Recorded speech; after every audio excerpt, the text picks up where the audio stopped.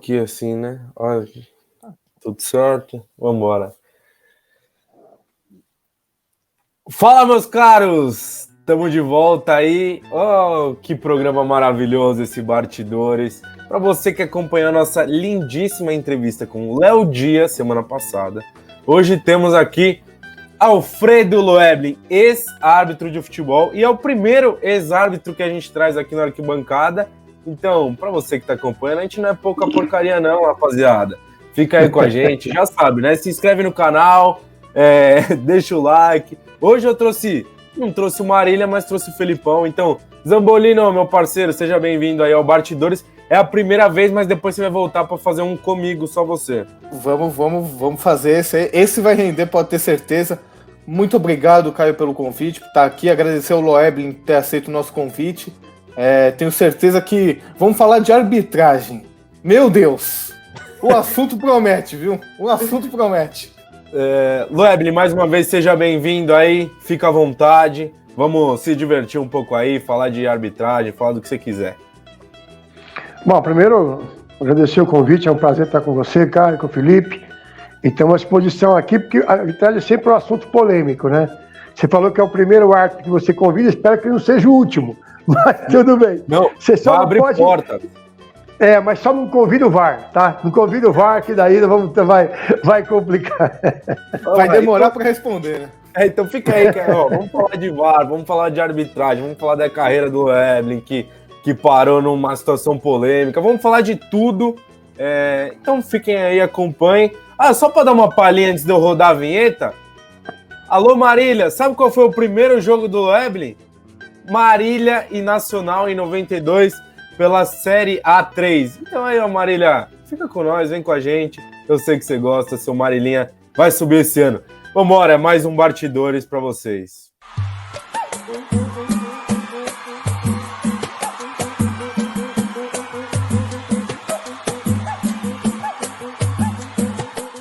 Cara, como é que uma pessoa em sã consciência vira e fala assim, eu quero ser árbitro de futebol? Bom, primeiro que não pode ser em sã consciência, né? Começa por aí. Então, na verdade, quando eu era garoto, eu jogava muito futebol de mesa, que na minha época era futebol de botão, né? Hoje, infelizmente, eu acho infelizmente mesmo, eu acho que esses jogos tradicionais de rua, né? Botão, taco, peão, eles estão sumindo em função de gerações cada vez mais internéticas, cada vez mais no computador, jogos online. Só quer saber de TikTok, isso que é difícil. Eu não sou contra nenhum tipo de mudança, evolução, nada disso. Mas eu acho que é importante você manter na criança, manter no jovem, uma base, que seja uma base de criatividade e física, né? Não só criatividade no computador. Então eu jogava botão quando eu era criança e eu não jogava sozinho, né? Fazia campeonato de botão sozinho, tabela, tudo. E eu apitava esses jogos. Eu sempre gostava de apitar os jogos. E depois daquilo, minha mãe achava que eu era louco, né? Porque você joga botão sozinho e apitar o jogo ainda, né? E aí, primeiro levou no médico, não tinha nada, aí levou no pai de santo para fazer uma sessão de descarrego, mas também não tinha nada. Só faltou levar na Igreja Universal para tomar os tapas do pastor e ver se sai capeta. Mas aí, eu fui jogar depois na Várzea, né? No Parque do Povo, onde hoje é o Parque do Povo, mas na época, os mais jovens não vão lembrar, nós tínhamos ali de 10 a 12 campos de futebol, né? Você tinha o União, você tinha o Clube do Meca, era muito tradicional em São Paulo, e eu jogava no Flor de Itaim Bibi. E quando eu não estava jogando, eu sempre queria apitar o jogo de quem falava, apita aí, eu estava apitando. Mas é evidente que eu não sabia, né? Não tinha, eu não conhecia bem a regra. E aí uma vez eu estava apitando, o Almir Laguna, um ex-árbitro da Federação Paulista, muito famoso, que infelizmente está muito doente, inclusive, ele me viu apitando e falou assim, pô, você gosta de apitar, né? Eu falei, gosto. Ele falou assim, por que você não aprende? Até agora, até hoje, eu não sei se ele quis dizer que eu não sabia nada, que eu precisava aprender, ou se era para aprender no sentido de evolução da profissão. E eu fui fazer o curso da Federação Paulista e, graças a Deus, as coisas caminharam muito rapidamente, né? Você falou de 92, e é isso mesmo, os 2 primeiros anos, eu só fiz categorias de base, né? Sub-11, Sub-13, Sub-15, Sub-17, Sub-20, Copa São Paulo. E hoje não, hoje tem Sub-9, Sub-7, daqui a pouco vai ter Sub-feto. Os caras já não tem mais o que colocar de categoria de base, né? Tudo que o empresário, cada vez mais, ele quer o garoto mais novo, né? Essa é uma questão importante. Ô Loeblin, eu queria saber de você que você contasse um pouco sobre como é que é o dia a dia do árbitro, porque a gente não tem esse contato, os jornalistas, não só os jornalistas, como todo mundo, não tem esse contato muito próximo com os juízes e não sabe muito bem como é que é o dia a dia de preparação dos jogos. Eu queria que você falasse um pouco como é que é. Bom, o árbitro ele é tratado como amador, mas é cobrado como profissional, né? Então, é uma estupidez, né? Que, olha, o árbitro tem que ter uma outra profissão, porque isso vai dizer que ele vai ser honesto ou vai estar sujeito à corrupção. Isso é uma bobagem muito grande. O que determina se o cara é honesto ou não é, se ele está sujeito à corrupção ou não, é o caráter dele. Não vai ser o fato de ele ter outro emprego ou não. Então, hoje, um árbitro de primeira divisão, dificilmente ele pode ser um cara registrado em carteira que vai trabalhar das 8 às 6, porque ele viaja muito. Basicamente, ele vai cuidar da parte física. Então, desde a minha época, você tem uma série de academias que te ofereciam gratuitamente, né? Para você se cuidar lá, porque é legal pro cara da academia, né? Pô, fulano de tal se cuida aqui, fulano de tal se prepara aqui. Pro árbitro tem um pé no saco, né? Porque você ia na segunda-feira fazer um trabalho mais de relaxamento, o cara, não deu pênalti ontem, né? Pô, foi falta, né? Na Globo falou que, como se a Globo fosse Jesus Cristo do futebol, né? Se ela falou que é pênalti, se ela falou que não foi pênalti. Então, tem esse cuidado. Evidente que ele precisa cuidar da parte de alimentação. Então, eu fiquei aí 20 e poucos anos que eu não tomava um refrigerante, um chocolate e um pacote de bolacha. Compensação, hoje eu estou comendo tudo aí pelos 23 anos que eu não comi. Eu tenho direito, eu estou com 58 anos e agora eu meti o pé na jaca. E a gente ia comer fora, né, com os árbitros, ou mesmo com a família. Olha, por favor, um frango grelhado no azeite e uma salada verde. Hoje você quer 5 quilos de picanha, né? A picanha não, hoje é arroz. Então dispensa a picanha porque eu vou esperar o arroz. Então, o que nós estamos vendo é que o árbitro ele é cobrado para ter um comportamento X fora de campo, até porque ele tem um teste físico, né? E hoje é um teste físico, na minha época eram 2.700 metros em 12 minutos, que é bem puxado, e mais 4 tiros de 50 e 4 de 200. Hoje só tem um teste. São 40 tiros, né, 40 corridas de 200 metros. Aí você fala, pá, não é muita coisa, né? Na verdade, 200 não, minto. 40 tiros de 50 metros. Você fala, não é muita coisa. Depois do 20º tiro, dentro do tempo que você tem que fazer, realmente começa a ficar bem puxado. E tem que tomar cuidado nas redes sociais. Nós temos árbitros que encerraram a carreira por causa de redes sociais. Tem um árbitro chamado Felipe Lombard, que era um bom árbitro até, não foi um árbitro top, mas era um árbitro bom. E na época, olha como faz tempo, no Orkut, ele tinha uma fotografia dele com a camisa de São Paulo. E aquilo acabou com a carreira dele. E muitos árbitros têm amigos que não são amigos, né? O cara posta lá, vou apitar amanhã Palmeiras e Corinthians. Aí sempre tem um idiotinha que não é amigo, né? O idiotinha fala assim, que legal, hein? Vai apitar o seu time de coração, hein? Não sei o que. Você mata o cara, né? Você mata o cara ali. É como aquele amigo que posta, né? Que saiu com os amigos no final de semana, aí o amiguinho coloca embaixo lá, legal, ainda bem que tua namorada não viu. Quer dizer, você ferra o cara, você já matou, e depois você fala que você é amigo, né? Então isso aí acontece muito na arbitragem. É um meio muito individual, né? Quer dizer, é muito individualista. Não aumenta a quantidade de jogos. Né? Essa é uma coisa importante. Você tem sempre o Campeonato Brasileiro, você tem 10 jogos, e ano que vem serão 10 e no outro 10. Então o que acontece? Você não aumenta a quantidade de escalas. Então o árbitro, na verdade, ele não tem amigos. Ele tem muita gente torcendo para ele mal para assumir essa escala. Quem tem amigo assim não precisa de inimigo, né? Cara, verdade. Já tá perto assim. Quem eram os caras mais chatos de apitar jogo? Olha, eu tive problema com 2 jogadores seríssimos, né? Hoje um deles é muito meu amigo, que é o Ronaldo Giovanelli. Porque quando eu comecei a apitar, eu não era o Loeblin, eu era o Alfredo. Então os caras não conheciam. E a primeira vez que eu apitei um jogo do Corinthians foi Corinthians e América de Rio Preto, pelo Campeonato Paulista, no campo antigo do América, onde hoje é um shopping em Rio Preto, e um jogo de TV pela Rede Globo. E o Ronaldo me provocou o jogo inteiro. Então ele falava assim, eu olhava para ele e falava baixinho, né? Olha, você não apita nada, você não vai chegar a lugar nenhum, você não sabe nada. E eu pensei assim, como é que eu vou expulsar o cara numa situação dessa? Porque não é que nem hoje. Hoje tem 20 câmeras. Né? Se o cara coçar o ouvido, tem uma câmera mostrando que ele coçou o ouvido. Olha, o Loeblin coçou o ouvido. O negócio é surreal. E aí, quando terminou aquele jogo, ele passou do meu lado assim, e eu falei assim para ele, enquanto eu não expulsar você na minha carreira 4 vezes, eu não vou sossegar. Aí ele deu risada, falou, vai expulsar nada, tal. E quis o destino que eu expulsasse ele 2 vezes ele jogando pela Portuguesa e 2 vezes ele jogando pelo Fluminense. E a última vez foi muito engraçado, porque foi um jogo em Belém do Pará, Paysandu e Fluminense, pelo Campeonato Brasileiro da Série B, estava lotado o Mangueirão. A torcida do Norte é fanática, né? Porque os grandes times não vão lá. E aí ele xingou meu assistente e eu fui lá e expulsei. E nós estávamos no aeroporto no dia seguinte, né? E também não é aquela coisa de você ter... Você não tem 20 voos de Belém do Pará para São Paulo e para o Rio por dia. Normalmente você tem um de manhã e um de tarde. Quando muito, você tem 2 de manhã, 1 à tarde ou vice-versa. E aí nós estávamos no aeroporto esperando para o embarque, alguém me cutucou assim, e quando eu olhei era o Ronaldo. Quando eu falei, ele vai me xingar, e pela instrução da FIFA, CBF, Conmebol, o árbitro pode relatar tudo o que acontece até 24 horas depois da partida, ok? Então que eu pensei, ele vai me xingar, vou ter que relatar.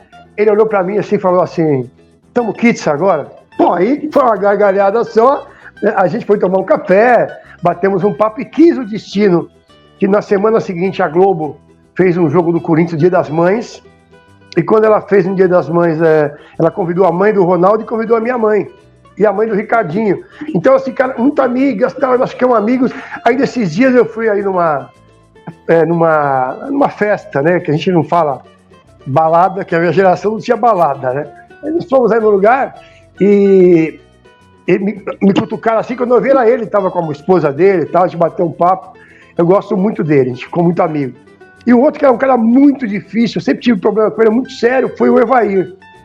Sempre. O Evair no Palmeiras, o Evair no São Paulo, o Evair na Portuguesa, o Evair no Goiás.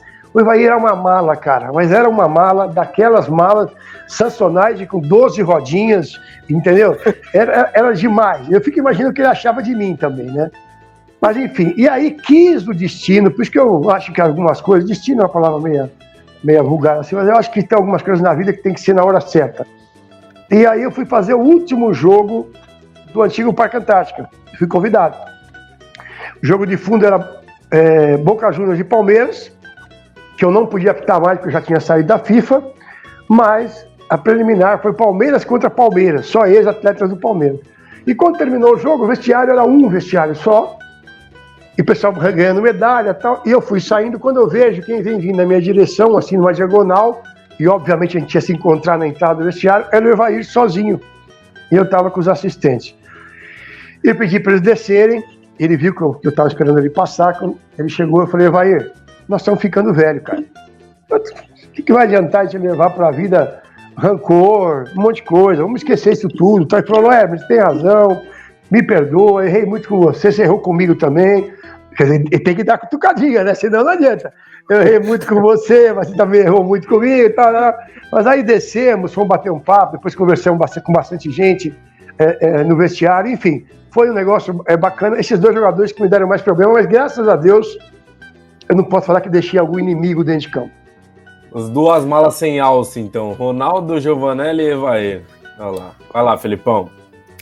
Você falou de súmula, hein? Essa é a palavra, hein, Loeblin? Já vem você com o jogo que nunca acaba, né? Esse é o jogo que nunca acaba. Conta a história para quem não conhece, para quem é mais novo e não conhece essa história. Caxias e Figueirense. Essa história está fazendo agora 19 anos, no dia 16 de dezembro, né? Foi o último jogo que eu apitei. Teve uma invasão de campo por parte da torcida do Figueirense, no acesso Caxias e Figueirense, quem vencesse subia. E pelo regulamento da época, Acho que hoje ainda é que hoje mudou o nome do livro de regulamento. Naquela época era o CBDF. E pelo regulamento dizia o seguinte: a torcida que ocasionasse uma invasão de campo, o adversário perdia os pontos. Ou seja, mesmo estando 1-0 para o Figueirense, subiria o Caxias. E aí teve a invasão de campo, nós fomos para o vestiário, desceu lá a diretoria do Figueirense, com o policiamento, com o coronel. Ele falou assim: olha, roubaram as redes. Eu falei, não tem problema, a rede não é obrigatória. Falta 1 minuto e 30, vamos subir e terminar. Não, porque roubaram o máximo de escanteio. Eu falei, não faz mal, vai ser um circo. Vamos colocar 4 cabos de vassoura ali por 1 minuto e meio. Não vai acontecer nada, tal. Até o momento que ele falou para mim assim: o senhor vai subir. Se o Caxias empatar o jogo, eu não me responsabilizo pela sua segurança. Eu falei, opa, então, agora mudou o assunto. Né? Cada macaco no seu galho. O médico fala da saúde, eu falo da arbitragem e o cara fala da questão de segurança. Aí eu saí, avisei os times que o jogo não tinha acabado, que eu ia relatar o fato. E quando eu estava voltando para São Paulo no dia seguinte, tal, o meu relatório tinha 2 páginas explicando quando foi, como é que foi e tudo mais. Que eu tinha avisado os capitães dos times que o jogo não tinha acabado e tudo mais. Quando eu cheguei em São Paulo, era final de ano, foi dia 16 de dezembro, e aí o Armando Marques começou a me mandar uma mensagem para mim. Naquela época eu não tinha celular. Ele começou a ligar na minha casa: olha, cadê o relatório? Eu falei, tá pronto, vou fazer para você. Ele falou assim: não, lê para mim. Quando eu comecei a ler, tá louco? Pra que isso, Lebelingue? Me chamava de Lebelingue. Pra que isso? Faz o seguinte, pega um papel. Eu falei, tá bom, peguei um papel. Ele falou assim: após eu encerrar a partida, houve invasão de campo. Eu falei, não vou fazer isso. Não vou fazer isso. Não, por que não? Vai dar uma confusão, pra que lá, blá, blá, blá, blá. Eu falei, não vou fazer isso. Eu vou relatar o que aconteceu. Aí veio a primeira ameaça, né? Se você fizer isso, eu te coloquei na FIFA, eu vou tirar você da FIFA. Eu falei, em primeiro lugar, você não me colocou na FIFA. Quem me colocou na FIFA foi meu trabalho. Fui eleito 2 vezes melhor árbitro de São Paulo, melhor árbitro do Brasil, 2000 e 2001. Como é que você vai falar para mim agora que você me colocou na FIFA? E aí eu tentei um contato com o Eduardo José Fará, também já falecido, que era presidente da Federação Paulista. E o Fará estava viajando, ele estava no cruzeiro com o Reinaldo Carneiro Bastos, que hoje é o presidente da Federação Paulista. E eles estavam no cruzeiro na Argentina. E aí eu não conseguia falar com ele, mas eu deixei tanto recado na federação, que assim que ele voltou, a secretária dele entrou em contato comigo e falou assim: vou te passar pro presidente. Eu falei, presidente, preciso falar contigo urgente. Ele me chamava de filho. O que foi, meu filho? Eu falei, posso ir na federação? Ele falou, não estou na federação, estou na minha casa, trabalhando de casa, mas eu vou para a federação para te receber. Aí eu fui para lá, contei para ele pegou o telefone e ligou para o Luiz Sveiter, que era então o presidente do tribunal da CBF. E ele dava murro na mesa assim, o Reinaldo junto, dizendo, o Armando não pode fazer isso, ele não é o dono da arbitragem brasileira, do futebol brasileiro, ele não vai pressionar o meu árbitro, blá, blá, blá, blá, blá. Aí o Sveiter falou assim para ele, no viva voz, olha, fala pro Loeblin, o Armando parar de encher o saco dele, ele faz um relatório do jeito que o Armando quer e manda por fax. O Armando vai parar de incomodar. E ele vai trazer aqui na CBF, na minha mão, o relatório verdadeiro do jogo e tudo que aconteceu no pós-jogo com o Armando Marques. Eu falei, tá bom. Quando ele desligou, o Fará falou assim para mim, ó, você vai fazer isso com uma condição. Ele é um desembargador. Você vai olhar para ele e falar assim, eu vou entregar isso com uma condição. O senhor me garante direito de justiça? Eu falei, tá bom, vou fazer isso. Peguei o avião, fui para o Rio de Janeiro, conversei com ele na CBF, ele ouviu, ele falou assim, você vai colocar isso no papel para mim? Eu falei, o senhor me garante? Ele falou, garanto. No momento que eu entreguei para ele, eu assinei o encerramento da minha carreira. O que ele fez? Ia começar, isso foi em janeiro, ia começar o Campeonato Paulista e o Carioca naquele final de semana. Aí ele falou assim para mim, ó, não fala nada para ninguém, que eu vou esperar a primeira rodada do campeonato, e aí a gente conversa. Falei, tá bom, tá fechado, não tem problema nenhum. Eu peguei um avião, tal, cheguei em Congonhas, mas nem liguei no telefone, já tinha umas 200 mensagens do Milton Neves, Kifuri, toda a imprensa, o que eu fui fazer no Rio de Janeiro. E eu não podia falar, porque havia um acordo e tal. Naquela semana, o Marco Paulo Del Nero tomou a Federação Paulista do Fará. O Fará pediu licença para cuidar de problemas, e o Marco Paulo não deixou ele mais voltar. Ou seja, quem estava me dando toda a retaguarda do processo era o Fará. Ele saiu. E a CBF nomeou o Dr. Marcos, esse cara é sério, o Dr. Marcos Basílio, que é um promotor criminal do Rio de Janeiro, que é o cara que condenou, inclusive, o Fernandinho Beiramar.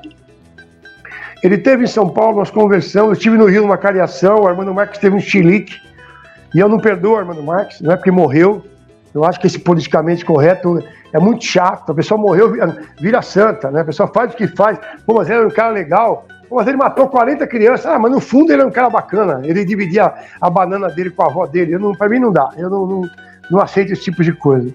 E aí, no julgamento, né, eu falei assim, bom, um voto eu vou ter, porque o relator, ele falou pra mim, né, falou assim, eu tô recebendo um monte de telefonema desse jogo, nenhum fala de você. Todos estão falando o seguinte, o Rio Grande do Sul já tinha 3 times na primeira divisão. Tinha o Grêmio, o Internacional e o Juventude. Então o Caxias, né, seria o 4º time, se ele ganhar os pontos. Santa Catarina não tinha time nenhum naquele momento. E é muito importante para o futebol brasileiro, para o estado, para a televisão, que tenha um time. Tá bom, fomos para o julgamento, para minha surpresa, isso aí tem vídeo, inclusive, é surreal. Os caras começaram, o Marcos Basílio foi o último a votar. Vejam isso. O relator do processo foi o último a votar. E aí começaram assim, olha, quem é o Alfredo Loeblin? Apitou o quê? Armando Marques representou o Brasil em não sei quantas Copas do Mundo. Olha o argumento. Então eu vou condenar o Loeblin em 6 meses e vou absolver o Armando. Tá bom. Aí o outro falou assim, são quase 1h da manhã, eu não estou na minha casa, estou aqui por causa desse árbitro. Então eu condeno esse árbitro e absolvo o Armando. Olha o nível dos argumentos. O Marcos Basílio foi o último a votar. E aí ele falou assim no voto dele, eu posso até achar que o Loeblin não podia fazer 2 súmulas. Isso eu não concordo.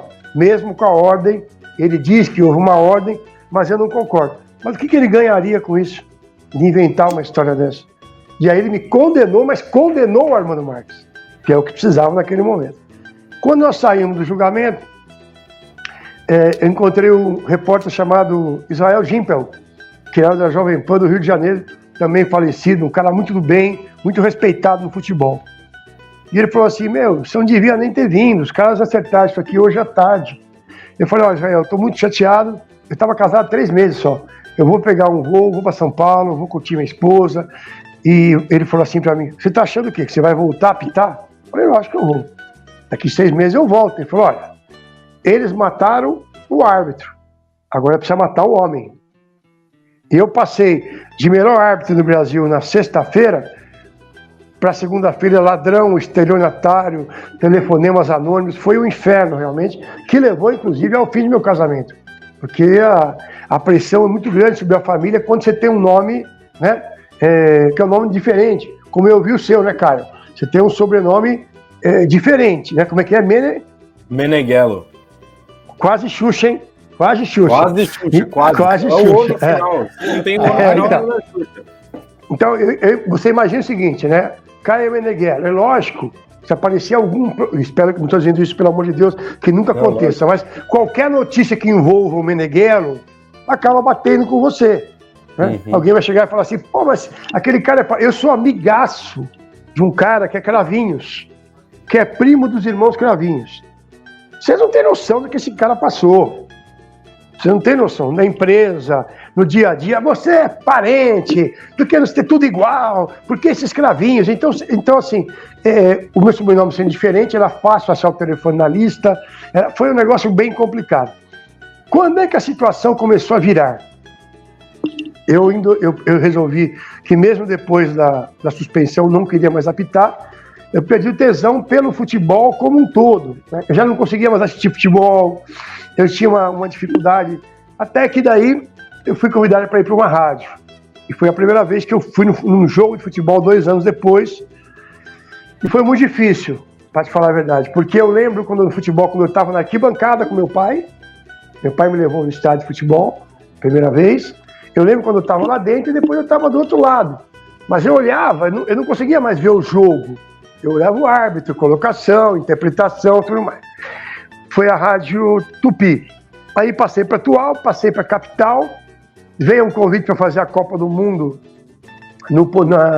pelo jornal Correio Popular de Campinas. Depois eu fiz a outra Copa do Mundo pelo Portal Terra. Mas em 2005 recebi um telefonema de um amigo, aliás, um grande amigo mesmo, que é o Martorelli, que é o presidente do Sindicato dos Atletas Profissionais do Estado de São Paulo. E o Martorelli me falou assim: eu preciso falar com você aqui no sindicato. Aí tá bom. Eu fui lá e ele falou assim: eu quero indicar você, porque na época, cada sindicato indicava um membro para a comissão de arbitragem.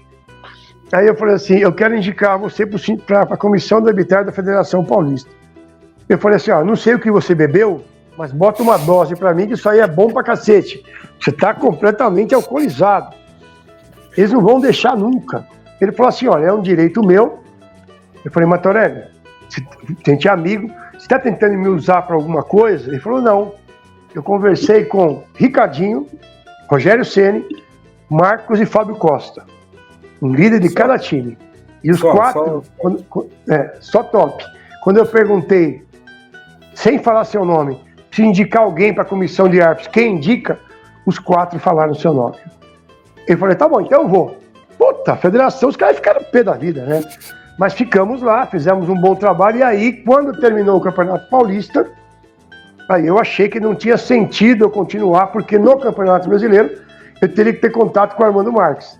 E eu não teria o menor interesse, né? Uma pessoa que agregou profissionalmente na minha vida, sim, porque me deu muitas instruções. Também não vou ser desonesto falar que ele nunca me instruiu nada, nunca me ajudou a melhorar a minha arbitragem, que é mentira.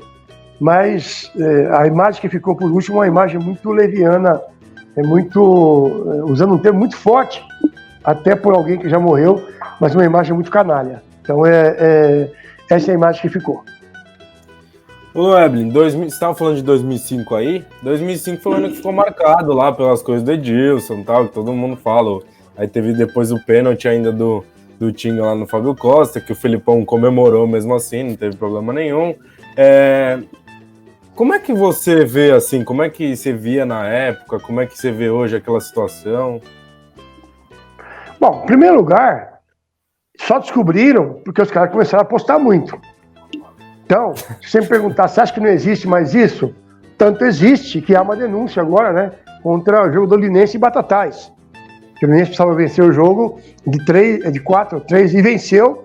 E o jogo inteiro, você vê no YouTube o jogo, você não acredita, né? O cara sozinho do Linense, no meio de 6 caras, ninguém marca o cara. O último gol contra foi surreal. Então, assim, naquele momento, ninguém gostava do Edilson. Ao contrário do Danelon. Todo mundo gostava do Danelon. Porque o Danelon imitava o Batoré. Nas pré-temporadas, ele era um cara que fazia todo mundo dar risada. O Edilson não, sempre foi um cara difícil, um cara isolado. O que aconteceu? Pegou muito mal para a arbitragem, né? Máfia do apito. Então, assim, a nossa imprensa, ela comete alguns equívocos, ao meu ver, quando ela quer valorizar demais a manchete, sem ela se preocupar com o que vai acontecer com o restante da categoria. Vou dar um exemplo. Essa semana aqui tinha uma matéria no portal UOL, que a manchete era a seguinte: homem cai de brinquedo na Disney. Pô, quando você olha isso aí do cara que é turista, eu não vou mais, cara. Eu não vou mais. O cara tava lá no brinquedo, né? Aí quando você vai ler a matéria, olha, um funcionário que estava fazendo a manutenção do brinquedo. Quer dizer, é dose. Então, eu já não estava mais na arbitragem, mas eu sei que a arbitragem sofreu muito com o caso do Edilson, com o caso do Danelon. O Edilson deu uma despirocada, mora em Jacareí, a mulher largou dele. O Danelon também sofreu muito em Piracicaba. A tal história do sobrenome, da imagem na televisão, de todo mundo saber quem é. O Danelon perdeu o emprego. O negócio foi bastante complicado. Agora, se você me falar assim, você acha que não tem mais isso? Eu não boto a mão no fogo. Eu acho que os sites de aposta, por estarem fora do Brasil, claro que tanto que foi o caso do Edilson, eles passaram, né, para a Interpol o que estava acontecendo.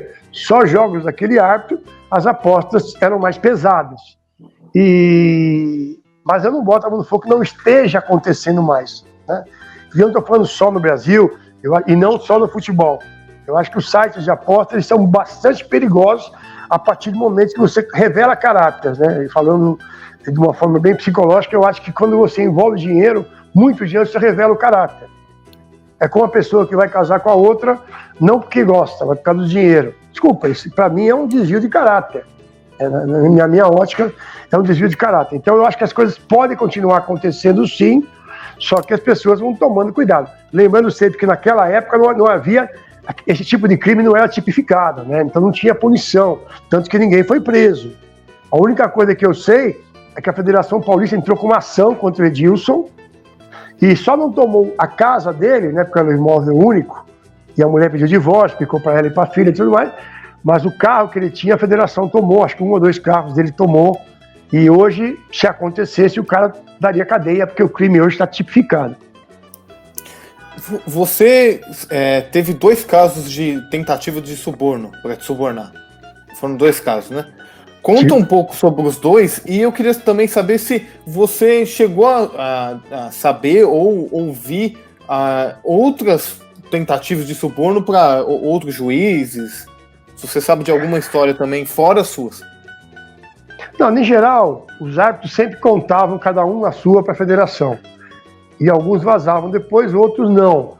Mas assim, especificamente, a gente não sabe detalhes para poder contar alguma coisa de fora, se acaba não tendo uma informação, sendo um pouco leviano em relação à história. No meu caso, a primeira delas foi num jogo Santo André e Ponte Preta, em Campinas, uma chuva absurda em Campinas. A Ponte Preta precisava ganhar o jogo estava 1-0 para o Santo André no intervalo do jogo. Jogo muito difícil, mas eu gostava de jogo difícil, eu não gosto de joguinho fácil, eu não passava o tempo, o jogo pegado, você piscou, acabou o jogo. E aí no intervalo do jogo, o presidente do conselho da Ponte Preta, nem presidente ele era, ele foi no vestiário, naquela época, hoje não, hoje o árbitro recebe depositado em conta. Na época o árbitro recebia no vestiário, ok? E algumas equipes pagavam antes do jogo, outras no intervalo e outras depois do jogo. Naquele dia, a Ponte Preta pagou antes do jogo. Lógico, ela precisava ganhar, quer agradar, né? Foi lá, pagaram, então assinamos tudo. E aí, no intervalo do jogo, bateram na porta. Nós estávamos, inclusive, trocando de uniforme, tão sujo e molhado que estava. Eu lembro que eu estava tirando o uniforme amarelo e estava colocando o uniforme vermelho, porque não dava para colocar o azul, que era o Santo André. E aí era um tal de Abdala, que aliás já foi presidente da Ponte Preta agora, foi o último presidente da Ponte Preta, ou o penúltimo. Ele entrou no vestiário e falou assim, nossa, que chuva, né, tudo. Eu falei, presidente, não leva mal não, mas presidente, porque eu era presidente do conselho, né? Nós estamos trocando aqui. Ele falou assim, não, eu só vim aqui trazer um presente para vocês vão tragar o uniforme de vocês inteiro, isso aqui para vocês comprarem um uniforme novo para vocês. E jogou uma pacoteira de dinheiro em cima da mesa. Quando ele jogou o pacote de dinheiro em cima da mesa, tinha um assistente que estava se trocando no canto, só me olhou, e tinha o outro que estava no box do banheiro. Eu peguei, dei a volta, fui na porta, abri a porta, os policiais militares estavam lá fora. Falei, vocês podem entrar, por favor? Eles entraram, o Abdala falou assim, o que é isso? Eu falei, não, o que é isso? Digo eu. Isso aqui é uma tentativa de suborno. Você tá louco, não sei o que lá, então eu vou levar de volta, você não vai levar nada. Aí tinha um oficial ali, se não me engano, um tenente. Eu falei, tenente, aconteceu isso, nós vamos para a delegacia depois do jogo, só que eu gostaria que você fizesse a apreensão desse dinheiro. E aí ele fez, dava umas 3 taxas. Hoje o árbitro de primeira divisão ganha 5 mil por jogo, tinha lá uns 15 mil reais. Aí fomos para a delegacia, fizemos o boletim de ocorrência, saímos da delegacia de madrugada, acho que o delegado trouxe para a ponte, que a canseira que ele deu para nós não foi brincadeira, né? É surreal. Toda a imprensa na porta da delegacia, e no dia seguinte, lógico, já tinha vazado de madrugada, o presidente me chamou, fomos na federação, ele quis saber, ele ligou para o presidente da Ponte Preta na época, eu não lembro o nome de quem era, e ele falou um monte, e exigiu o afastamento imediato do Abdala. Ele foi afastado e pegou 2 anos de suspensão. 2 anos. Então, para vocês verem que o caso aconteceu. A outra vez, foi num Come-Fogo, Botafogo Comercial, no Palma Travasso. Nós chegamos, fomos pro jogo, e com 5 minutos de jogo, eu expulsei o capitão do comercial, lá dentro, no Come-Fogo. Mas aquela expulsão que ninguém questionou, expulsão do jogo. E foi 1-0 pro Botafogo, gol do Bel, que era um zagueiro muito bom, fez um gol de cabeça, e tudo mais. Quando terminou o jogo, nós estávamos no vestiário, trocando, a porta do vestiário estava aberta, e eu vi que o presidente do comercial Ele passou umas 3, 4 vezes olhando para dentro. Aí eu falei para os assistentes assim, olha, fica de olho que esse cara vai entrar e falar alguma coisa. Se ele for falar, nós vamos fazer um relatório, exatamente o que ele falou, porque a instrução é, se o cara te chamou de bobo, você coloca bobo. Se o cara xingou sua mãe, você coloca ele xingou sua mãe. Beleza, com as palavras corretas. Ele entrou, falou assim, que coisa esse meu time, viu? Poxa vida, perdeu um jogo desse, só tomando banho, estava me secando. Aí ele falou assim, ô Loeblin, eu já era Loeblin, posso fazer uma pergunta? Eu falei assim, claro, pode fazer, presidente. Ele falou assim, não estava tudo certo? Eu falei, certo o quê? Aí ele fez assim, eu sou muito burro, eu isso, eu aquilo. Falando dele mesmo, os palavrões, que eu não vou poder falar aqui, senão já viu, mas pesados contra ele mesmo. Aí eu falei, o que aconteceu? Não, esquece. Eu falei, esquece não. Agora não tem esquece. Esquece não. Pedi pro policiamento entrar, falei, quero saber o que aconteceu. Ele falou, segunda-feira veio uma pessoa aqui, me procurou, dizendo que conhecia o árbitro do jogo, e se eu quisesse, ele podia conversar com o árbitro para ajudar o comercial. Aí eu falei assim, o cara falou meu nome? Não, seu nome ele não falou. Eu falei, vem cá, deixa eu perguntar uma coisa pro senhor. O jogo é domingo, o senhor não sabe que a escala é feita na quinta-feira? Como é que o cara vem aqui segunda-feira falar isso? Mas eu achei que ele fosse muito bem informado. Presidente burro, hein? Então, aí eu peguei e falei, ele falou assim pra mim, eu sou muito burro. Eu falei, não, o senhor é burro não, o senhor é muito burro. E além de tudo, o senhor, o corruptor, é tão desonesto quanto o senhor. Nós vamos pra delegacia. Não faça isso comigo, eu tenho que ir pra fazenda. Eu falei, que os bois esperem lá. Quase que eu falei que a sua mãe espere um pouco lá, entendeu? Porque a hora que eu pensei dele, né? E nós vamos pra delegacia. Aí nós fomos pra delegacia, foi outra canseira. O jogo acabou 6 horas, a gente saiu do estádio 7, ficamos até umas 3 da manhã. E naquela época, a federação tinha um carro e um motorista, né? A única coisa boa que eu dormi na estrada, porque a gente estava morto depois de sair da delegacia. Quando nós saímos da delegacia, cheguei em São Paulo, a mesma coisa. O presidente me ligou de novo, fui na federação, aí eu vi, ele ligou para esse cara, o que ele falou para esse cara, aí ele pegou e falou assim para ele, vou dizer uma coisa para você tem 2 opções, ou você pede afastamento hoje, tá? Hoje aí na diretoria, você pede e tudo mais, ou eu vou tocar esse processo adiante. E aí, 4 da tarde, as rádios estavam divulgando que o presidente do comercial renunciou ao cargo de presidente e assumiu lá o primeiro vice ou coisa parecida. Então, eu nunca fui chamado para depor nem nada. Então, foram essas 2 vezes. Agora, tem muita coisa de folclore, né? Aí você escuta, olha, esquema Parmalat, olha, Dulcídio em 77, no Corinthians. Eu acho que a gente tem que tomar um certo cuidado. E acho que quem passou por isso tem que denunciar, sim. Que mais temos de história, Felipão? Quer fazer mais alguma? Eu queria ir pro VAR, velho. Eu quero ouvir o VAR aí. O VAR vai ser bom. Mas eu queria perguntar uma coisa. Que o torcedor tem 2 frases muito famosas, são muito parecidas. Que é, na dúvida, dá pro grande e na dúvida, dá pro mandante. Não, tem a mais famosa. Tem a mais famosa? Qual que é? Na dúvida, dá pro Corinthians. E aí eu queria saber se... Não sou eu que tô falando, é o pessoal que fala. É o pessoal que fala. Você não fala, né, Caio? Longe de mim. Você sabe que esse quadro aí atrás de você nem... Longe de mim. Mas assim, não por maldade, mas eu tô dizendo assim mesmo, na dúvida, existe isso mesmo? Ou eu vou melhorar um pouquinho, só rapidinho. O que faz, talvez, o que influencia, talvez, num comportamento do árbitro dentro de campo, que seja barulho de torcida, pressão, dependendo do estádio? Aí, não por maldade, assim, mas por... Eu acho o seguinte, quando o árbitro é muito novo e ele passa por um processo de amadurecimento, é evidente que existe a questão da camisa. Não é que você falou, não é que é intencional, entendeu? E às vezes ele vai apitar o jogo do time dele de coração, porque quando todo mundo que tá no futebol tem um time. O árbitro que fala, eu nunca torci pra ninguém, é um mentiroso.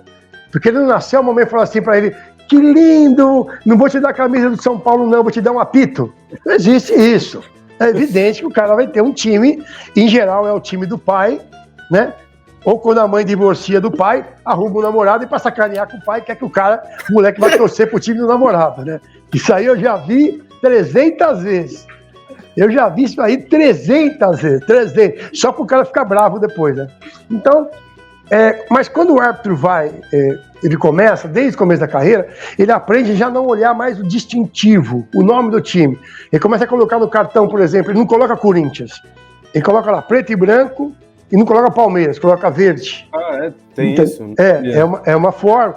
Isso aí é um treinamento psicológico que você vai desenvolvendo o teu cérebro para ele poder se acostumar não com o time, sim com a cor. A Santos e São Paulo, você coloca branco, do outro lado você coloca vermelho.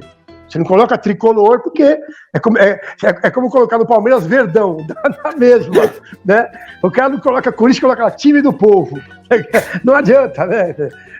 Então, assim, você vai aperfeiçoando isso daí e vai treinando o seu cérebro para evitar esse tipo de situação. Essa é a primeira questão.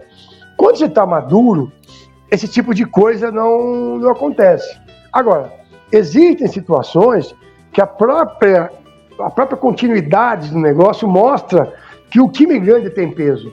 Então, por exemplo, eu fui apitar São Paulo e Araçatuba uma vez, pelo Campeonato Paulista, eu expulsei 4 jogadores do São Paulo e 1 do Araçatuba. E quando eu cheguei em São Paulo, eu recebi um telefonema do presidente da comissão da arbitragem, que era o Wilson José da Costa, e ele falou assim: olha, parabéns, eu falei agora com o presidente, está todo mundo satisfeito que você mostrou hoje que não tem peso de camisa. Regra é regra para todos. E eu achei que eu era o cara, né? Eu sou o cara, tá vendo? Comigo não tem camisa, não tem nada. Eu fiquei 4 meses sem apitar. Fiquei 4 meses sem ser escalado. E aí eu acho que você manda a informação para os demais, né? Então essa é uma questão. E assim, vamos ser honestos, né? Não vamos ser hipócritas. Vocês não acham que a FIFA, que é uma final de Copa do Mundo, Coreia do Sul e Nigéria, né? É lógico que não. O futebol, infelizmente, ele virou um negócio. Tanto é que é tudo direcionado, sorteio de pote diferente, essa coisa toda. Por isso que o campeonato de pontos corridos, ele vai sempre vencer o melhor. Tem como você fazer mutreta e ajudar, né, no campeonato de pontos corridos. Agora, mata-mata, nem sempre o melhor vence, né? Mesmo com o VAR. Pronto, ó, dei a deixa, hein? Mesmo com o VAR.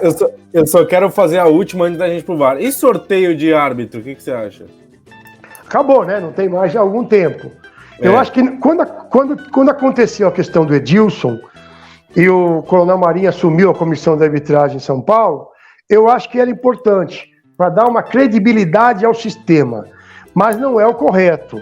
Porque eu não quero ser operado por um médico sorteado. Eu quero ser operado por um médico para aquela cirurgia. Cada jogo requer um tipo de árbitro. Então tem árbitro que só vai bem em jogo pequeno. Tem árbitro que só vai bem em jogo grande. E assim, e a federação sabe disso. Eu, por exemplo, na CBF, eu apitei 26 jogos do Flamengo na minha carreira. Dos 26 jogos do Flamengo na minha carreira, eu só fiz 3 no Maracanã. Porque me interessava. Eu era maluco. Então eu tinha que colocar o Loeble aonde? Na Bahia, no Ceará, em Porto Alegre. Aí o Flamengo queria. Então, é por isso que... Oi. Pode continuar já a pergunta. Então, e ela assim, põe o Loeble para poder resolver a parada. Então esse tipo de escala, ela é muito mais venal, né? Porque a pessoa acha que alguém fala assim, ó, você vai lá hoje e vai ajudar o Palmeiras, o Corinthians, São Paulo, o Santos, seja quem for. Não dá, não existe isso. Esse processo não existe. Com o VAR ainda fica pior, né? Porque tem hoje os erros corrigidos. Qual era o jogo na época que você apitava que você mais gostava de apitar? Por ser bom, por ter os caras bons, tal, tem isso? Tem, assim, né? Você faz sei lá, você vai pegar um América e não sei quem num calor de 40 graus no interior de não sei onde. Você fala, puta, mas aí você vai pegar um clássico no Pacaembu, sei lá, um puta jogo só. Cara, eu gostava de apitar o Palmeiras da Parmalat, não era brincadeira, né? Palmeiras da Parmalat era sacanagem. Então você vê a escalação do time, né? desde a defesa, Flávio Conceição, aí tinha Edmundo, tinha Djalminha, Roberto Carlos, Rivaldo, Luizão, Miller. Você ia fazer esse jogo, você já sabia, chegava no assistente no intervalo e falava assim, agora é do seu lado, hein, cara. Fica atento que você vai correr muito. E era um jogo que você corria muito. Agora você pegava a escala. América de Rio Preto, com todo respeito à América de Rio Preto, América de Rio Preto, Inter de Limeira. Pô, é melhor perder um parente, cara. Você vai sair daqui de São Paulo, você vai até Rio Preto. É verdade, você vai até Rio Preto para pitar América de Rio Preto. Cara, aí você vai para Libertadores. Puta, teve uma semana, foi maravilhosa. Fui apitar Boca e Nacional, na Bombonera lotada, aquele puta clima. Na Argentina, chegar na Bombonera é muito difícil, né? É uma favela em volta da Bombonera, mas não é como a nossa de madeira, é a de zinco. E os caras vão batendo naquilo, é um negócio ensurdecedor. E a Bombonera realmente, ela é um estádio que é um caldeirão, né? Ela não deixa, o som ele vem pra dentro e tal. Aí beleza. Você termina, cara, você leva 5 horas pra dormir porque não baixa adrenalina. É um negócio surreal. Aí chega na outra semana, saiu a escala Libertadores, que legal, tal, o que eu vou fazer agora? River, que eu vou fazer agora, o que é? Não, você vai apitar Sport Cristal do Peru e Bolívar. Pô, brincadeira, cara. É melhor ficar no bingo pelo número 90, que não sai nunca, do que você apitar um jogo desse, cara. É um negócio de maluco, cara. Já fica bravo. Aí você vai ver a companhia aérea, aquela companhia aérea que você olha o avião, você fala, não vai rolar, entendeu? É um negócio de louco. É surreal. É sensacional. Vamos entrar no VAR aí. Sei lá, quero saber a sua opinião do VAR, vai. Bom, vamos lá. É que tem um negócio que é surreal, o que me incomoda, uma questão específica do VAR, mas o VAR como um todo já me incomoda bastante. Mas enfim. A situação que mais me incomoda do VAR é a seguinte, é a demora, obviamente, que é o que todo mundo reclama, mas é o simples fato de que eu tô vendo o jogo no sofá da minha casa e acontece um lance, por exemplo, de impedimento ou de alguma coisa. E aí, passa um replay da TV, que não foi a câmera que eu escolhi, foi a transmissão que escolheu, no momento em que ela escolheu. E ela passou uma vez. E aí, em menos de meio segundo, eu consegui ver que estava impedido. Tava muito impedido. Aí, o cara fica lá com a mão no ouvido, e os caras lá da cabine ficam fazendo não sei o quê, que demora 2 minutos e 40 para sair que o lance estava impedido. Bom, vamos lá, vamos por parte. Realmente você tem razão, porque a FIFA ela fala em máximo de eficiência e mínimo de interferência. Isso está no protocolo de VAR. Quando eu recebi o protocolo, porque eu sou ex-árbitro da FIFA, você recebe e tudo mais. O problema é que abrasileiraram o VAR. O VAR brasileiro é sério, cara. Virou um Frank VAR. Sabe aquele? Não é a FIFA fala que são 4 situações só. E tem que ser respondida rápido. Começaram no Brasil a entrar em lance interpretativo. Lance interpretativo não é lance de VAR. Por isso que você leva 5 minutos. Então você imagina o cara, tá no domingo à tarde na casa dele, já tá com o saco cheio que veio a sogra almoçar com ele e com o cunhado. Ele tá sentado no sofá, tem um lance de VAR e leva 5 minutos, cara. Pô, o cara pede o divórcio, não dá, meu irmão. Não pode ser assim. Então, o que acontece em relação ao impedimento? Existe um software, e aí eu tive acesso ao software, e realmente ele demora para você colocar na linha, porque ele é colocado no estádio, a câmera e tal, e ela se adapta e tal. Quando você coloca aquele software, não tem condição de estar errado. Sim. Mas estava impedido 2 centímetros, mas está impedido. A regra não fala em estar ou não impedido. Então, não tem erro. É que impedimento também, você começar a falar assim, vai ser só a partir de 5 centímetros. Aí se tiver 7, o cara vai falar, mas tava 2 a mais também. Então, não tem. Então, é o tipo do argumento que daí foge da regra do jogo, né? Uhum. O que pega especificamente? Quando você passa a lances interpretativos. O VAR é para ser usado em erros grosseiros. Ou seja, eu estou com a visão. Eu apitei o São Paulo uma vez de Ponte Preta, e eu não vi, porque estava encoberto. O Raí, ele derruba o Piá, e eu não vejo isso. Eu só vejo o Piá cair e segurar a bola com a mão, dentro da área. Eu marco o pênalti. Beleza. A partir daquele momento, quando eu marco o pênalti, se eu tivesse o VAR, seria um erro grosseiro e o VAR iria corrigir esse erro grosseiro, ok? Ponto. O que nós estamos hoje no Brasil, infelizmente, é que o VAR virou um cabidão de empregos. São árbitros que nunca apitaram nem Olaria e Madureira, e eles estão no VAR de Flamengo e Corinthians. Ou seja, você está dando poder para o cara apitar o jogo. E o árbitro de campo está se escondendo. Mas se eu errar, o VAR que mandou. O VAR não tem que dizer foi pênalti ou não foi pênalti. Só que, se ele faz o que diz o protocolo de VAR, olha, o Caio, Felipe, dá uma olhadinha nesse lance aí, que nós achamos que tem um toque aqui. É isso que ele tem que fazer. Você vai no VAR, ou você pode falar assim, não, eu vi o toque, achei que não foi nada. Ah, não, vou ver o VAR. Se é como é na Europa, que o árbitro vai olhar o lance e ninguém fala nada, só se ele perguntar, o que vocês estão vendo que eu não vi nada? Ó, viu, cara? Ele vai e ele volta e mantém a decisão de campo que está no protocolo. O problema é que o VAR brasileiro quer convencer o árbitro que ele está errado. Por que leva 5 minutos. O cara fala assim, não, pra mim não foi. Ah, não, mas dá uma olhada lá que o cara levantou o braço e o pelo do braço empurrou ele, derrubou o cara. Não, eu não acho, mas olha, veja de novo. O cara quer mudar a interpretação.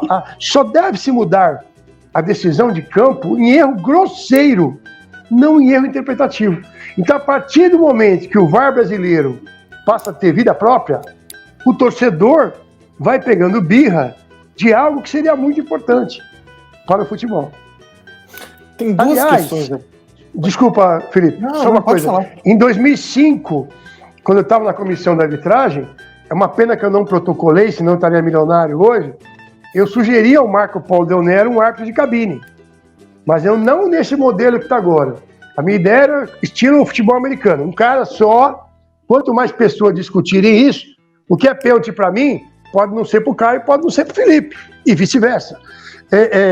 Então, a ideia é ter uma pessoa só na cabine, e eu queria que tivesse o desafio, que o treinador pudesse não concordar com a marcação, e ele também, o árbitro fala assim, então vem aqui, vem ver, ó. Tá vendo aqui, ó? Não foi.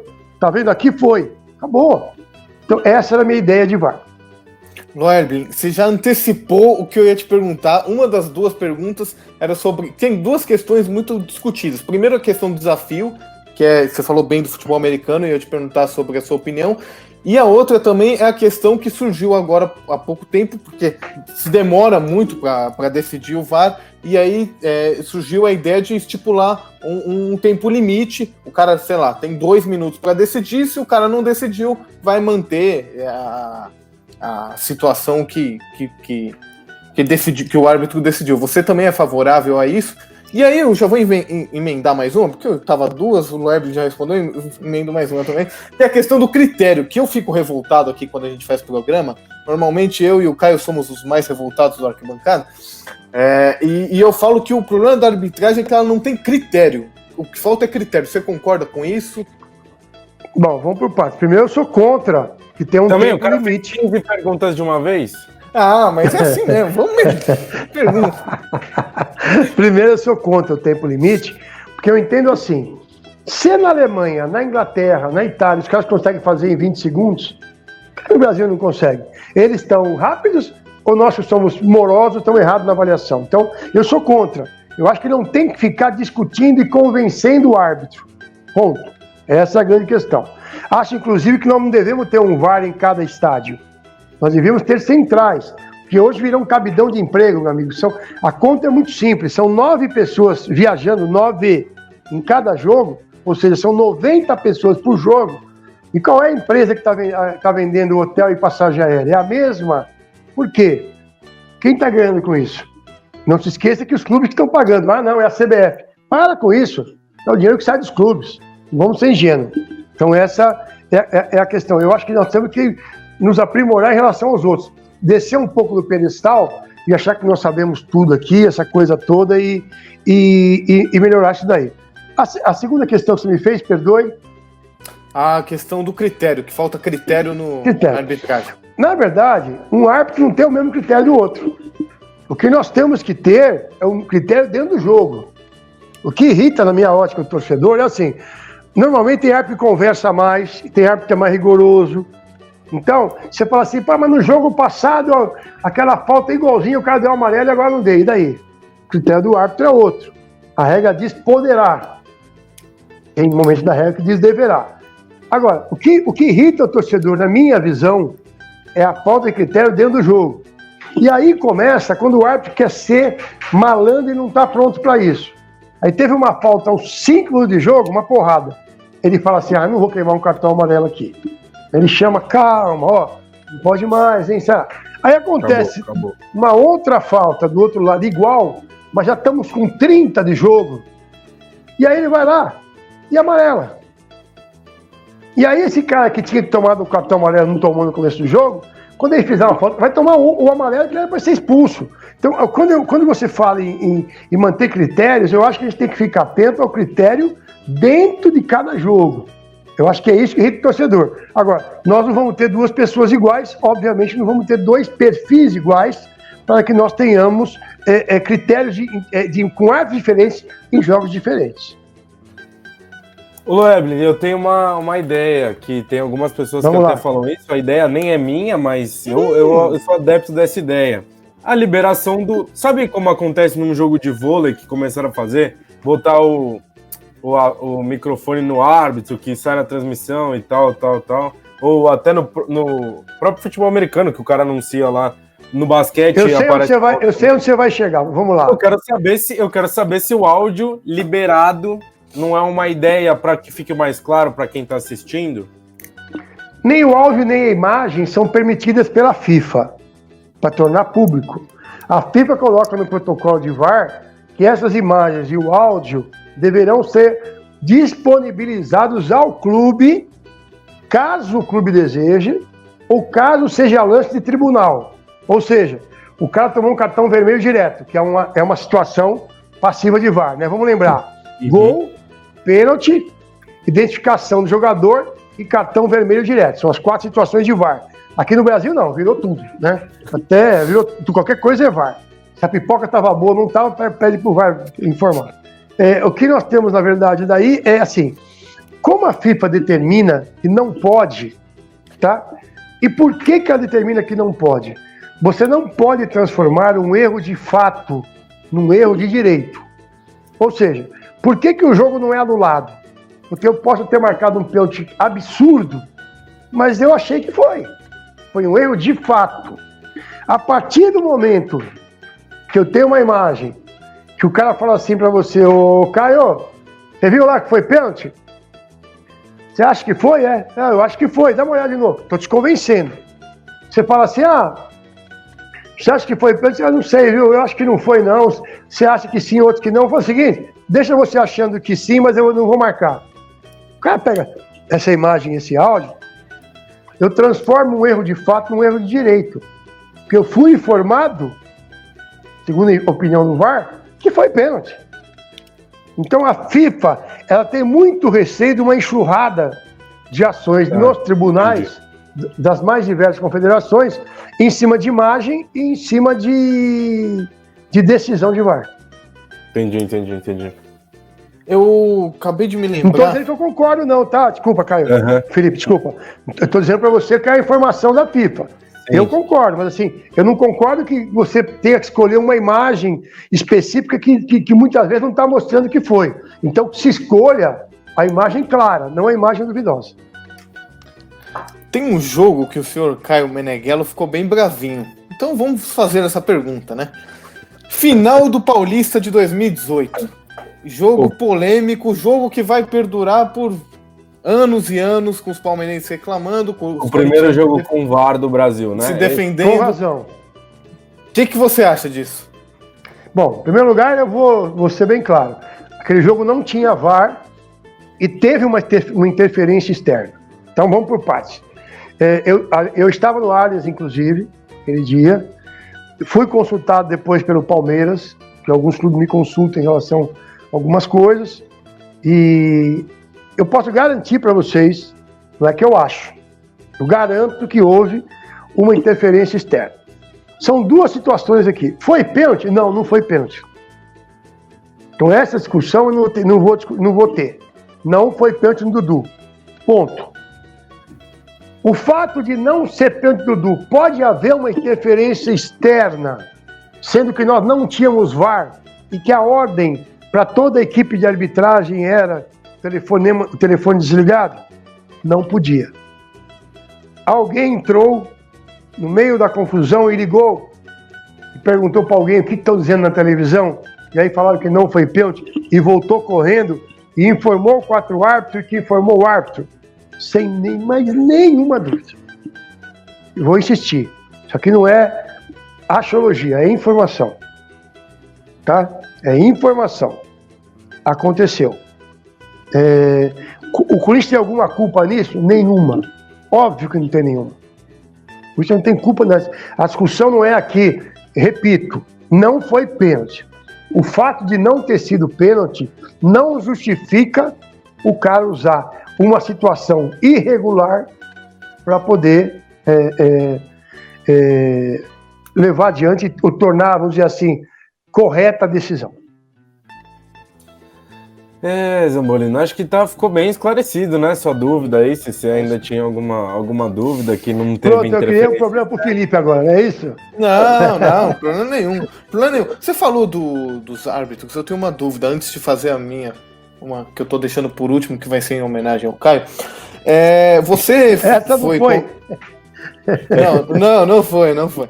Não, mas que essa aí saiu pela culatra, né? Exatamente. Essa aí saiu pela culatra. Você pegou. Você foi comentarista do Esporte Interativo e de outras rádios.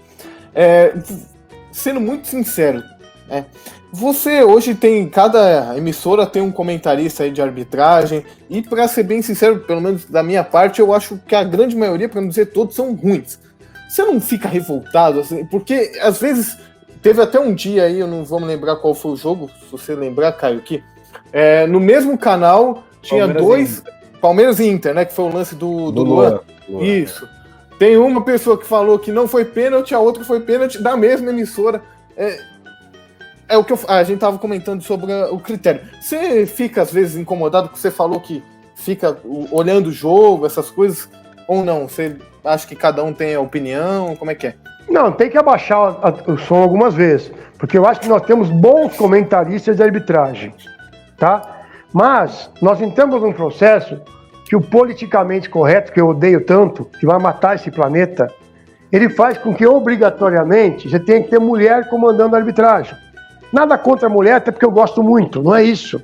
Mas o que a Nadine fez para comentar a arbitragem?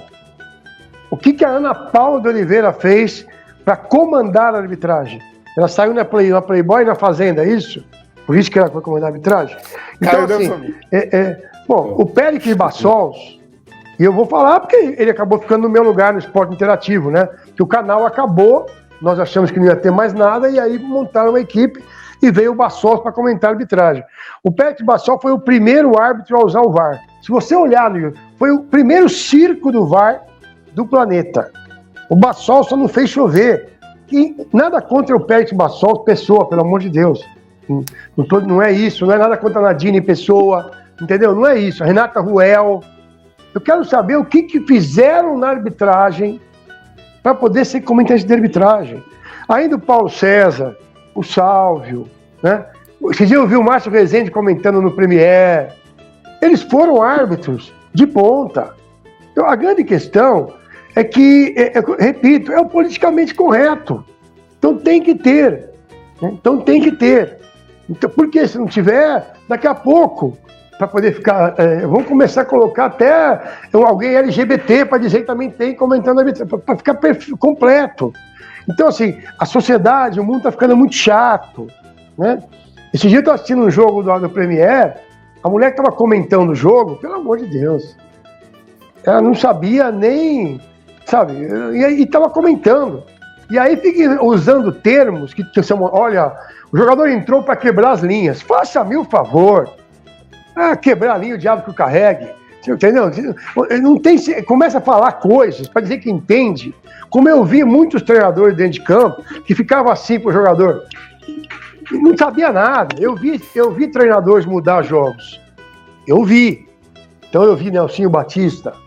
Luxemburgo nos seus áureos tempos, hoje não, que ele joga para não perder, mas quando ele jogava para vencer, aquele Luxemburgo como é que era que ele falava? Quem tem medo de perder, abre mão de querer ganhar, alguma coisa assim. Mas esse eu vi, Filipão, Zagallo, quando nós tivemos 2 árbitros aqui em São Paulo, e eu estava do lado que não estava a bola, eu vi os caras trabalhando. Mas uma grande maioria ficava apontando o dedo pro cara, até porque no campo você não consegue enxergar o campo. O campo não é reto, o campo é ovalado em função da drenagem. Então, para o cara poder assistir o jogo ali, tem que ser muito bom. Não é pouco bom, tem que ser muito bom. Agora, se nós vamos entrar numa linha que qualquer um, na verdade qualquer um pode comentar futebol, pode comentar arbitragem, pode ser o que for. Mas eu acho que a rodagem que você teve, entender o que o árbitro interpretou, ou que ele errou, você tem que ter Esse dia eu vi um cara falando na televisão sobre cobrar, também no Premier. O cara, não, porque essa falta que ele cobrou errado, ele tinha que cobrar do outro lado do pé com 3 dedos. Dá a impressão que o cara foi o Nelinho, foi o Neto, foi o Zico. Pô, o cara no time de churrasco dele, ele fica na reserva. E aí o cara vai dizer, sabe, quem é o cara na fila do pão para dizer que o cara cobrou a falta errada?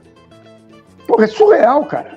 Sabe? Então, assim, eu acho que nós precisamos rever alguns conceitos. Eu abaixo a TV, para te falar a verdade. Normalmente eu escuto pelo rádio, eu tenho uma rádio que eu prefiro, até porque eu tenho 200 amigos que trabalham lá, são todos meus amigos mesmo, que é a Jovem Pan, eu gosto de ouvir pela Pan, e aí eu fico mandando mensagem pelo WhatsApp quando está narrando o Fausto Fábio estava narrando lá, né? O Fausto César lá, o filho do Nilson César, eu falo assim, teu pai que é bom, você é ruim pra caramba, e ele narrando. Aí tá o Espímpolo dando informação, eu mando mensagem pra ele assim, onde é que você arrumou essa informação? Puta chute e tal. Então, assim, mas os caras conhecem, né? Desculpa, mas os caras conhecem. Agora, não dá pra algumas coisas que eu tô vendo aí, não tem condição. Vamos num papum aqui rapidinho pra gente já encerrando, né? Eu vou passar pro Felipão, mas é um papum rapidinho aqui, ô Felipão. É um mini na lata só com 3, assim, que eu quero saber. Quem que é o melhor comentarista de arbitragem para você hoje, então? Eu gosto do Paulo César, eu acho que ele está bem centrado e ele consegue explicar em cima da regra. Eu acho que é o melhor de todos. E o melhor árbitro em atividade? Pensei que você ia perguntar o pior, que eu estava louco para falar o Sandro Meirahit. É ruim, esse é ruim. Esse comentando a arbitragem é pior que pinga de litro. Sério, cara, é horroroso. Esse é o pior de todos. Melhor árbitro do momento, eu ainda acho que o Luiz Flávio está um pouco acima do Klaus. Porque o Klaus ele oscila muito de um jogo para o outro. O Luiz Flávio não. Ele tem o estilo dele, é claro que erra também, mas eu gosto bastante. Eu não gosto do estilo Daronco. E acho um absurdo quando alguém fala assim, olha, jogador respeita ele porque ele é grande. Pô, então vamos buscar árbitro no MMA. Não tem que respeitar o cara porque ele é grande.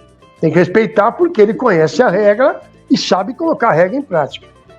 E a última que eu quero... Você falou dos jogadores e eu não perguntei. Quem era o treinador mais chato? O cara que ficava lá na beira do campo te enchendo o saco o jogo inteiro. Paulo Autori.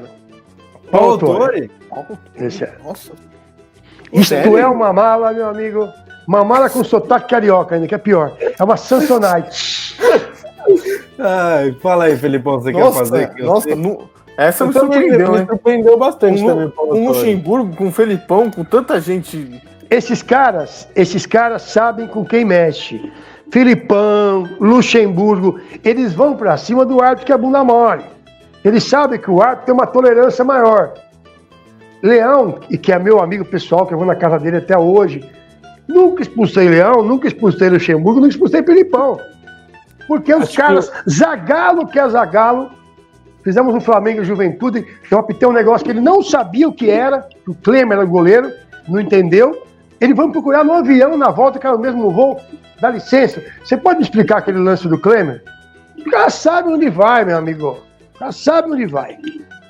Eu acho que quem sofre com esses caras, Felipão, não são os árbitros principal não lá, é o quarto árbitro, velho. Acho que não chega. Mas também, só chega no quarto árbitro que é bunda mole e no assistente que é bunda mole. Quando pega um cara que é top, um cara que é linha dura, não chega. Pode reclamar. Eu tenho uns treinadores aí que estão hoje em dia, mas não ficava comigo 2 minutos em campo. Esse Maionese Helmans aí do Fluminense, esse cara não ficava um jogo comigo, amigão. Puta cara chato. Você imagina ter esse cara de... Meu irmão, você imagina ter aquele cara de sogro. Pô, ele deve ser o cara que reclama de tudo. Sabe aquele cara que reclama de tudo? Puta cara chato, meu. Vai, Felipão, faz aí pra gente. O Paulo é outro também, que fica andando que nem um doido. Pô, é outra mala. Não tem nem tamanho pra ser folgado, cara. Eu já ia falar assim pra ele, ó, primeiro você cresce. Entendeu? O cara, é verdade, parece uma miniatura de Maradona careca. Puta cara chato. Eu apitei Maradona. Maradona era um cara que reclamava, mas era um cara na dele. Entendeu? Pô, apitar o jogo da Argentina, porque a gente fala muito de rivalidade Brasil-Argentina, não é verdade. A maior rivalidade é Uruguai e Argentina.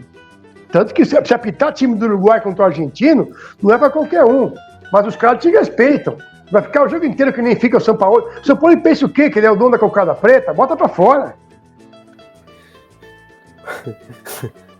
Tem uma frase que a gente adora usar, e aí essa é a pergunta que em homenagem ao Caio, que é a seguinte: matou a mãe, efeito suspensivo. Hoje você pode fazer o que você quiser, que é efeito suspensivo. Pode menos xingar o árbitro, que aí não pode. E aí falar com Vossa Excelência dá cartão.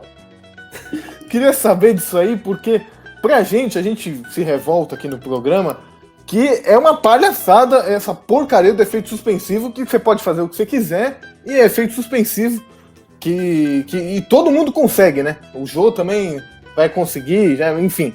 Eu queria saber de você sobre essa questão aí que, pra gente, a gente... querido e amado efeito suspensivo. Eu acho o seguinte, né? Os tribunais são feitos também de torcedores. E também manipulam a sentença de acordo com os interesses. Então, é tal história, né? O cara, que você falou, o cara pode matar a mãe... Se for um jogo que não vale nada, não, o tribunal agiu com rigor. Meteu 8 jogos, no recurso caiu para 2, mais 2 cesta básica, e no segundo recurso o cara entrega uma figurinha do Chaves, está absolvido, vai pro jogo. É assim. Agora, quando é jogo decisivo, aí não, aí mete uma multa para dar a impressão que puniu, o clube paga a multa e joga. Quer dizer, nós fazemos de conta, aliás, o Brasil está fazendo de conta que joga futebol, o tribunal faz de conta, né, que pune, e é isso daí, infelizmente. E eu acho que isso é muito ruim, porque nós estamos mostrando para quem é mais jovem, para a garotada que está vindo, o jeitinho brasileiro também nos tribunais. Quando, na verdade, nós temos que entender que para essa faixa etária, 10, 12, 14 anos, é muito importante que eles entendam que o erro, ele é passivo de uma punição. Porque ele coloca na cabeça dele que, olha, se o meu ídolo... Bom, como é que pode falar que Neymar é ídolo de alguém? Joga muita bola, mas a concepção de ídolo é outra. Porque engloba a questão de comportamento. E aí vem o tribunal.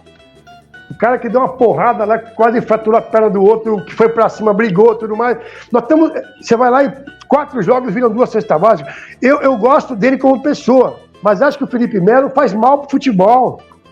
Ele e o Gomes jogam na zaga do Palmeiras como se fosse uma batalha de war.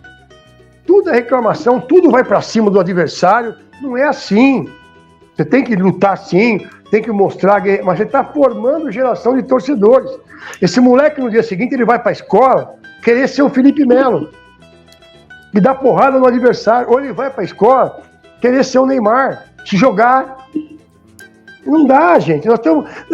As pessoas se esquecem que nós futebol, né, nós, onde vocês também se englobam, nós temos um papel importante que é o papel de formador. Né? Por isso que se fosse hoje e jogasse no mesmo tempo, o Kaká teria um valor de passe na Europa maior que o do Neymar. Porque o custo-benefício é muito melhor. Você não viu o Kaká em escândalo. O Neymar, semana sim, semana não. Agora estão falando que o negócio do racismo tem uma imagem que ele está chamando o cara de gay na leitura labial. E aí já perdeu a razão. Porque aí, como é que você vai reclamar de racismo? Você chamou o cara de gay. Não estou equiparando a situação, não é isso. Mas estou dizendo para você que a questão comportamental é muito grande. Por isso que eu acho que o tribunal precisa parar de brincar de punir e punir. Se está lá de 5 a 10 jogos, que o cara cumpra de 5 a 10. Aí o cara chega na hora, muda. Aconteceu com o Jô. A punição de 2 jogos por Jô é ridícula. Porque para mim o Jô não fez nada. Eu não vejo o Jô dar um soco no moleque.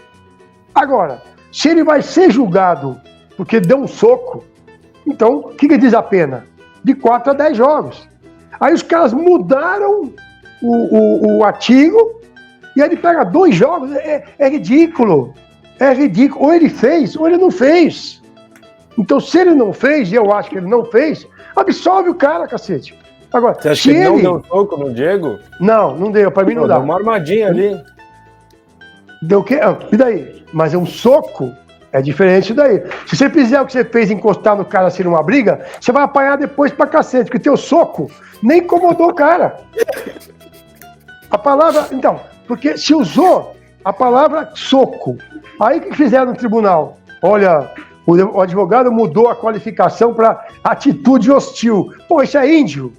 É isso, todo sentado, desceu da colina, que atitude hostil quem tinha era índio.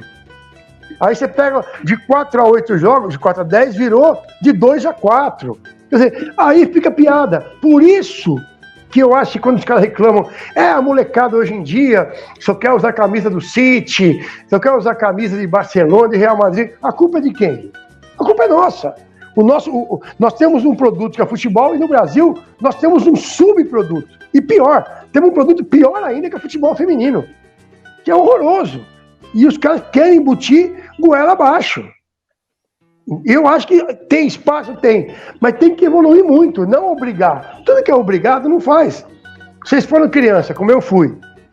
Você sabia que estava errado. Quando seu pai e tua mãe com 10 anos falavam, não faça. Você fazia, que faz parte daquele momento da vida. Enfrentamento, criar espaço. É a mesma coisa. Olha, o futebol feminino tem que ter. Ninguém gosta. Convença a pessoa a ter o futebol feminino através da qualidade técnica, na verdade, desenvoltura. Eu assisti domingo, meio tempo de Vitória. Como é que foi o jogo? Pelo amor de Deus. Se eu tivesse ido assistir... Foi Vitória e Flamengo? Campeonato Brasileiro. Eu sei que se eu tivesse ido assistir a extração de um calo de um anão, tinha sido mais interessante, cara. Não dá, meu irmão. Não dá pra assistir. Futebol é chato demais. Aí você fala que é chato. Você é machista. Você é machista. Eu não sou machista, eu acho chato.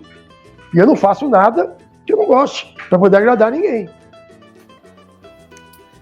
É isso, Felipe Zamboni. Obrigado, meu parceiro. Valeu, junto. Caião. Tamo junto. Primeiro de muitos, hein? Vai ter mais junto. Ainda. Vai ter mais. Tamo junto.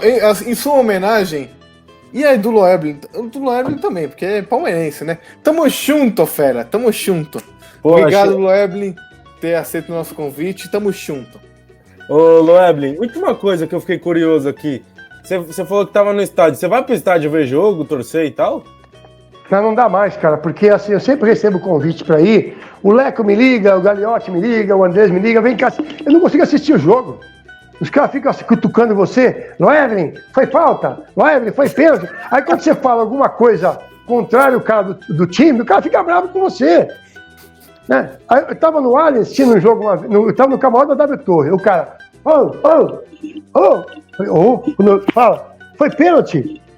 Eu falei, tô longe, mas eu acho que não. O cara, foi pênalti sim, tá bom. Aí passou um pouco, eu olhei o cara, não era pra expulsar? Eu falei, eu acho que não. Eu acho que era. Então vai lá, apita o jogo, não fica me enchendo o saco. Deixa eu ver o jogo, puta cara chato. Mas você como palmeirense, em casa você para pra ver e torcer ou largou do futebol? Não, você sabe que quando eu parei de apitar, eu achei que eu ia voltar a torcer como antes, né? Mas nunca mais é igual. Você sempre começa a olhar o jogo já na questão de arbitragem. Eu vejo bastante. E como eu fiz curso de treinador, procuro olhar um pouquinho tecnicamente, taticamente, sem, pelo amor de Deus, esse papinho de quebrar linhas, que isso pra mim não dá. Último terço do campo, box to box, uma hora papinho fugado. Bom passo. Loeblin, obrigado mais uma vez, foi sensacional, agradeço a sua participação aqui, foi muito divertido. Não, prazer é meu, estamos sempre à disposição, que vocês precisarem, sempre Espero que eles tenham sucesso aí, que tudo dê certo. E depois vocês passem pra gente como é que foi a repercussão aí. Se algum médico quer internar tal, vocês avisam antes para ele poder fugir. Tá bom? Tá bom, obrigado, valeu rapaziada, ó, se inscreve no canal, deixa o like, ativa o sininho, todos esses negócios que vocês já sabem. Felipe Zamboni, tamo junto, meu parceiro. Loeblin, muito obrigado. Até o próximo Bastidores.